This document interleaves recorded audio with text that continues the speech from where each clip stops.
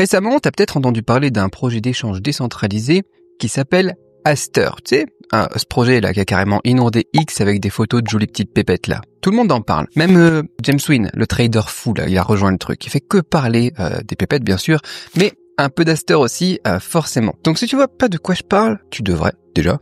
Et si tu vois de quoi je parle, faut qu'on en parle sérieusement. Parce que pendant que tout le monde parle d'Hyperliquid, de Perp sur Solana, des trucs comme ça, t'as Aster qui trace sa route, de moins en moins discret, de plus en plus rapide et surtout de plus en plus crédible pour un projet long terme. C'est bien plus qu'un nouvel échange décentralisé. C'est un projet qui est né, on pourrait dire, dans la fureur, dans la stratégie, dans la guerre de liquidité et même, on va le voir, dans la vengeance. Un projet que certains appellent déjà le futur du trading décentralisé. Rien que ça. Mais en fait, c'est bien plus que ça.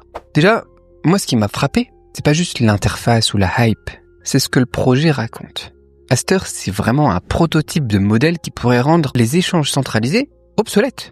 Tout simplement. Rien que ça.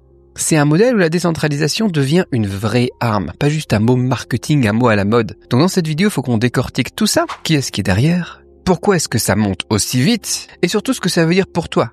Que tu sois un utilisateur lambda, un investisseur ou un builder dans cet écosystème.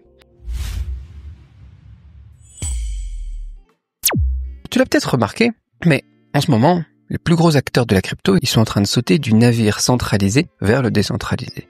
Doucement, mais sûrement. Alors ça, on aime bien forcément. Mais alors, au niveau du décentralisé, on a une grosse évolution parce que bien sûr, d'un côté, t'as les échanges décentralisés historiques comme Uniswap et compagnie qui tiennent leur place avec leur méthode de swap à l'ancienne, le farming de pool de liquidité, tu vois. Mais de l'autre, ce qui nous intéresse ici, c'est cette nouvelle génération qui débarque avec une ambition très claire. Faire mieux que les échanges centralisés, faire mieux que Binance même, en termes de liquidité, volume, vitesse, ergonomie. Et Aster, justement, c'est un pur produit de cette vague-là. L'outil, il est bien, mais ce qui change tout, c'est vraiment le timing, bien sûr, mais aussi les gens derrière et la stratégie. Parce que cette guerre-là, des échanges, elle se joue pas juste à coup de fonctionnalité. Elle se joue aussi avec des coups bas, des rachats, des influenceurs et des baleines, des whales en embuscade. Aster, c'est pas un projet qui débarque de nulle part non plus, faut pas croire.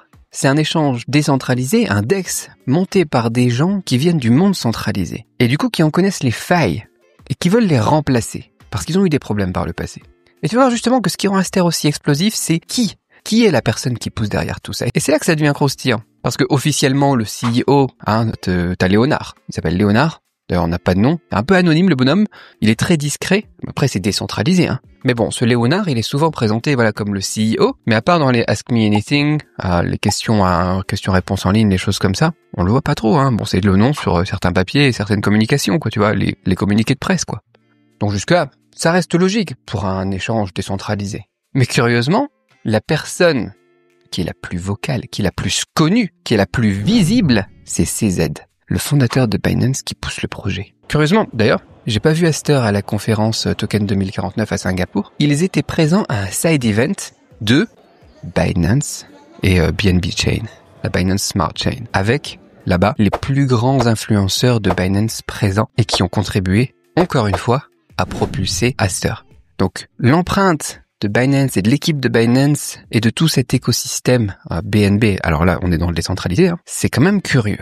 D'ailleurs, ça m'a refait penser à l'époque où le projet concurrent le plus gros, Hyperliquid, se faisait soi-disant saboter en douce par des whales qui dump. On avait des liquidités qui disparaissent, etc. avec le token Jelly, le projet Jelly, qui avait été brutalement délisté par Hyperliquid sans avertissement, et on avait soupçonné des équipes d'échange centralisées à l'époque d'avoir été derrière tout ça. Donc voilà, tout ça c'était opaque, c'était brutal, il y a eu beaucoup de rumeurs. Moi, j'avais pas personnellement apprécié le fait que Hyperliquid déliste le projet alors que ça avait été validé par le DAO. Hein. J'en avais fait une vidéo à l'époque, ça m'avait refroidi un petit peu au niveau du côté soi-disant décentralisé de Hyperliquid. On avait eu une réaction très centralisée du coup, qui avait énervé pas mal de gens. Et d'ailleurs, ces gens qui ont été énervés aujourd'hui, on en voit quand même pas mal qui rejoignent Aster. Comme si cette attaque, elle avait réveillé un truc. Une volonté de proposer autre chose, de plus résilient, après avoir montré les faiblesses d'Hyperliquid. Donc là, on a quelque chose de clair. Aster, il veut prendre le trône. Et il connaît chaque faille du leader en place Hyperliquid. Mais alors du coup, est-ce que ça veut dire qu'on est en train de revivre la naissance d'un exchange qui aurait le potentiel de devenir le nouveau Binance, version décentralisée ? Je pense que oui. Parce que Aster, on voit que c'est structuré pour durer. Quand t'entends un nouveau DEX, un nouvel exchange décentralisé, à quoi tu penses, tu vois ? Est-ce que c'est encore une copie d'Uniswap ? ça sert à rien, quoi. Encore un truc sans volume avec des paires chelous, surtout une ergonomie, une UX pourrie, un jeton inflationniste, souvent, tu vois, juste pour dire, hein. Au final, c'est un scam, j'ai envie de dire, c'est un Ponzi. Enfin, c'est des choses qui marchent. Mais, voilà, c'est fait pour lever de la thune, c'est clair, quoi. Mais c'est normal. On en a vu passer des dizaines. Des DEX, il y en a à l'appel. Lancer un DEX, c'est pas une innovation. Lancer un clone d'Hyperliquid, peut-être, mais pas tant que ça non plus. Mais Aster, c'est pas juste un clone. Aster, c'est un DEX qui est pensé pour faire oublier que c'est un DEX. Déjà, t'as un truc tout simple. Ça marche extrêmement bien. Tu vas sur l'interface, tu te croirais sur Binance, quoi. Tu swaps, tu vois la profondeur. T'as pas de bug, t'as pas de friction. T'as l'impression d'être sur un échange centralisé, c'est tout. Sauf que la différence, c'est que, t'as toujours les clés. C'est toi qui contrôle. Comme Hyperliquid, quoi. Si tu connais, hein, t'es sur la chaîne Arbitrum. Et puis, c'est toi qui gères, quoi. C'est décentralisé. Là où c'est différent, c'est que, et c'est là où je veux t'emmener, Aster, c'est le seul DEX qui a compris que la guerre, elle se joue pas que sur l'interface, que sur l'ergonomie, que sur la vitesse. Tout le monde peut faire des trucs sur Arbitrum maintenant. Elle se joue aussi sur le marketing, l'adoption de masse, la liquidité. Et devine quoi, les gens derrière Aster, ils ont accès à la meilleure liquidité du marché. Meilleure que Hyperliquid. Et au niveau du marketing, ils sont très bons. Pourquoi ? Parce qu'ils viennent de là. Ils savent comment est-ce qu'on rend un marché vivant. Et c'est là qu'Aster, il a un coup d'avance, en fait, parce que pendant que d'autres projets Web3, ils galèrent à ramener un peu de volume, un peu de clientèle, etc., eux, ils te branchent les tuyaux directs, tu vois. T'as les liquidités directement, quoi. Alors, bien sûr, on parle de manipulation au niveau du volume, etc., mais même si c'était manipulé, on voit que le truc, il peut tenir la quantité. Ça fait au moins une preuve, tu vois, que ça peut fonctionner et que ça peut tenir. Et puis, voilà, le volume un peu fake, si c'est le cas, ça permet de faire parler du truc. Encore une fois, au niveau marketing, ils sont tellement bons. Tout le monde parle d'Aster. On fait que parler d'Aster, c'est vraiment le sujet numéro 1 en ce moment, quoi. On peut vraiment voir que le truc, il est solide, il est robuste. C'est un DEX de pro, pour les pros, mais aussi pour la masse, dans une logique décentralisée, quoi. Voilà, c'est tout. C'est avec cette combinaison-là, avec cette qualité, avec cette liquidité, t'as pas de concurrence. Tu vois pas ça ailleurs, quoi. Et c'est là qu'en fait, il faut se rendre compte que derrière un projet crypto, les gens, ils oublient souvent ça, mais derrière un projet crypto, il y a pas que du code. Il y a des humains. Il y a de l'ego. Il y a des trahisons. On l'a sous-entendu. Il y a des guerres silencieuses entre fondateurs, entre anciens alliés. On a des nouvelles alliances qui se font. Et Aster, justement, c'est peut-être le plan de revanche d'un mec qui en a eu marre de se faire bloquer, qui en a eu marre d'avoir des bâtons qui lui sont mis dans les roues, dans les exchanges centralisés, dans le monde centralisé. Et c'est CZ de Binance. Parce que comme je te le disais, selon moi, c'est un des cerveaux derrière Aster. Soi-disant, il accompagne le truc, etc. Mais pour moi, c'est un des cerveaux derrière Aster. Il est beaucoup plus présent que Léonard, le CEO. Officiellement, CZ, il a rien à voir avec Aster. Mais quand tu regardes la façon dont le projet il est structuré, quand tu regardes la vision, quand tu regardes les choix d'architecture, et même le ton des messages sur X, tu sens une empreinte quand même. Et cette empreinte, elle est très forte. Donc on a CZ, quelqu'un qui a connu la machine centralisée de l'intérieur, quelqu'un qui a vu les limites, les manipulations, les pressions politiques, et surtout quelqu'un qui a lui-même fini en prison à cause de son exchange centralisé, qui se dit aujourd'hui, ok, maintenant on fait les choses autrement. J'ai plus le droit de bosser à Binance, alors autant prendre les recettes du succès et les injecter dans un système où l'utilisateur est souverain, et où, officiellement, il n'y a pas de patron. Du coup, pas de risque pour moi. Si ça repart en mode en cacahuète ou n'importe quoi, j'irai pas en prison, quoi, tu vois. Pas 2 fois, quoi. Donc ouais, il fait pas de grands discours. Voilà, il est pas officiellement patron. Mais quand tu regardes la promo qu'il fait sur Twitter, les choix d'architecture, encore une fois, les partenariats, la vision, tu sens qu'il y a son empreinte et je pense qu'on sent une logique de revanche ici. Comme s'il voulait refaire Binance, mais en version décentralisée, ingouvernable, inattaquable, et qu'il se sépare un petit peu de tout ça. Donc je pense que pour CZ, booster Aster, c'est vraiment presque un projet politique. Je pense que c'est un projet personnel. C'est pour ça que je pense que ça peut aller loin, parce qu'il a les fonds aussi, le bonhomme. Il a le réseau, il a la puissance. Et il a cet ego qui a souffert. Il a cette souffrance derrière, il a la prison. C'est plus une question d'argent. Et quand c'est plus une question d'argent, quand c'est une question d'idéologie, souvent ça peut aller très très loin, un projet comme ça. Donc si tu veux mon avis, Aster c'est un bon produit, qui sort au bon moment, avec les bons ennemis. Parce que avoir des ennemis puissants, c'est souvent la meilleure preuve que tu déranges. Ces mecs-là, ils savent ce qu'ils font, tu vois. Ils ont pas lancé un index en 2025 par hasard. Ils arrivent au moment où les échanges centralisés perdent du terrain. Où même les États commencent à paniquer sur le contrôle des flux, ils essayent de resserrer les taux. Ils arrivent au moment où le mot décentralisé, ça commence à peser dans la tête des investisseurs. Où les utilisateurs, ils veulent plus qu'un produit, ils veulent sortir d'un système. On le voit. Il n'y a plus de confiance dans le système actuel. Tu le vois avec le prix du Bitcoin, tu le vois avec le prix de l'or. Et ça, c'est un signal fort. Et ils sont pas les seuls, c'est vraiment une narrative en ce moment, c'est vraiment une tendance. Tu peux regarder autour de toi, tous les gros ils s'y mettent. C'est vraiment OKX, j'étais à Singapour, là, au Alpha Summit de OKX, il y a 2 jours, ça fonce sur le décentralisé, ils ont fait que de parler du décentralisé, quoi.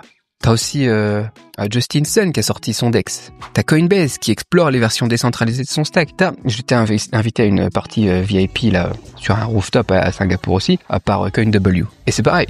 De quoi on me parlait et de quoi on m'invitait à faire un petit peu la promotion. Moi, je fais pas de pub, j'en ai rien à faire. C'était DeriW, un système encore concurrent, là aussi un exchange décentralisé. C'est la narrative, c'est la tendance.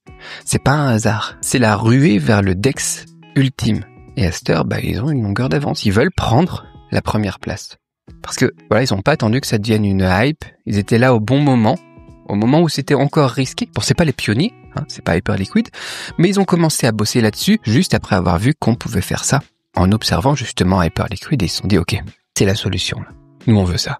C'est l'avenir, et on va prendre la première place. Et c'est pour ça que je pense que, même si c'est peut-être sur-hypé, même si c'est peut-être un petit peu trop manipulé au lancement, mais forcément, encore une fois, il y a la stratégie marketing aussi. Il faut qu'on en parle. Il faut concurrencer le pionnier, qui a forcément l'avantage. Il faut montrer qu'on peut, tenir la liquidité, etc. Mais voilà, je pense que Aster, il a un potentiel, il a un avenir intéressant et qui risque de prendre le lead, qu'on aime ou qu'on n'aime pas. Je pense que découvrir Aster aujourd'hui, c'est peut-être comme découvrir Binance en 2017.